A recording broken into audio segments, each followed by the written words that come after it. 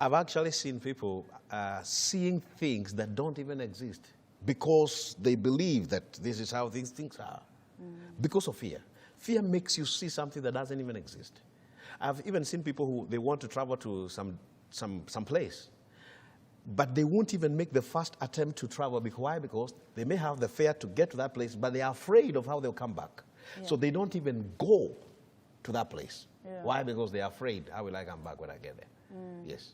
No, when I told my friend yesterday, we're having this discussion, and we started talking about the fear of poverty. Yes. Which is, again, another type of fear, where, you know, you've started to make it in life, but then in your family, generally, a lot of people, they reach a certain point, and then they tend to drop. And she was like, I don't know, can you ask him how this is and how that works? So now that she's watching, because I know she is, how can you talk to someone like that? It's very simple. Number one, you cannot overcome or overcome poverty by thinking about poverty. The same way you cannot become healthy by thinking about sickness or diseases. The thing that you're afraid about, you should never even tolerate it in your mind. Don't give it any airtime in your mind. You should focus on exactly what you want. Unfortunately, most people focus on what they don't want instead of focusing on what they want. The focus of your mind should not be on the fears, or like, for example, your friend, you know, being afraid of poverty and stuff like that. Yeah. They should focus their attention, their mind, they should give their attention, their mind to riches, to affluence, to opulence. That is where they should focus their mind. That is how you overcome that fear. Yes. So then how do you do that? In my entire interview, we're just it's just how.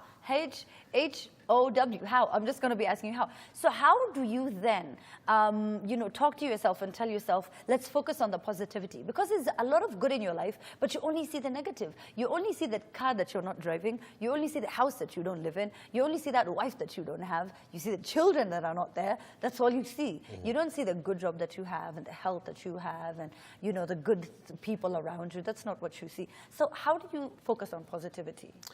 Number one, you have to expose your mind. Because what you're exposed to is what tends to become dominant in your thoughts. Actually, we think in terms of pictures. I call them mental pictures. You have to envision what you want to see in life. To mentally picture means to envision. You have to envision what you want. You have to envision that car that you want. Let me tell you, before I even had my first car, I had a photograph of a nice car, 4x4, that I was dreaming one day I would drive, and I had that photo at the back of my door. And the idea was that every time I was walking out of my house, and by the way, it was one-room house, you know, just bed-sitter. Yeah, in fact, it was not even a bed-sitter. You see, in a bed-sitter, you have a place for the washing, kitchen. And, yeah. you know, it was just a room, you know. But I had that photo behind my door, and the idea was the moment I'm walking out in the morning, I look at that picture and I envision myself going to my car parked outside. Yeah. It has to start with envisioning. You have to envision. You have to mentally picture. We think in terms of picture. When you think about a car, you don't think about the letter C-A-R. You see a picture. When we talk about a house, you don't think about the letters H-O-U-S-E. No, you see the picture of a house. We think in terms of pictures. So you have to expose yourself to those pictures. You have to go to where those things are. You have to go with the people that have the things that you want to have. You have to interact with the people that are already doing what you're afraid of doing. Yes. So I need to be around, if I want to be you know, a rich PR person. We had a PR guest who came right before you. Then she should be around one of the biggest PR agencies in the world. Yes. If you want to become a millionaire, you have to go to where people are making millions. You have to go and interact with the guys that are millionaires. And you have to go and borrow their thoughts and their ideas. Interact with them. Ask them questions. How did you make your first million? How easy was it? Was there a system you used? Can I learn that system? Yeah. If you are to make a million again, how long would it take? You know, all those things. You have to interact with them. Fantastic. Yes. Let me tell you, this is a conversation, guys. It's just that there are cameras and people are watching, but this is actually a conversation that we're just having one-on-one. Now, the other day you said something interesting. If you want to be a millionaire, go and hang around them. You need to think, because money will come from wherever it is at that point in time. Yeah. Most people try to put blocks. How will I start? Start with what you have. Just start. Because you don't need anything outside of yourself other than your vision and your belief in yourself to begin on doing something. Yes. But most of the times we try to, like I said, excuses. That, you know, I can't do this because I don't have money. I can't do this. I don't have money. When I started what I do, I had no website. There was no Facebook. There was no Twitter. There was no LinkedIn. There was nothing. But just to start. I had no book to my name. But I just started.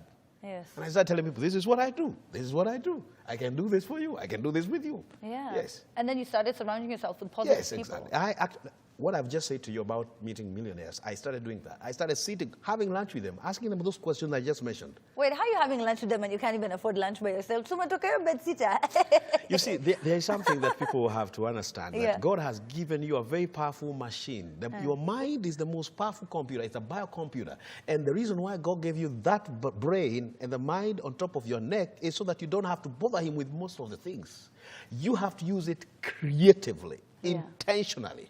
Believe you me, Amina, if you wanted something from somewhere, you will get it somehow, if you're really determined. Yeah. So it wasn't difficult, yes. But let me tell you, do you know people love to talk about their stories of success? People love to tell you how they overcame their obstacles and how they succeeded. Yeah, whether it's bragging or not. Yes, They just love it. it's actually bragging. People love to say that. Yes. And so I would go meet with people like those and I say, how did you succeed? And if they had the time, they were more than willing to tell me how they succeeded in life. No. So I would glean from the wisdom of years. And we even ask them, I would tell them, I know you're a busy person. Perhaps you normally even...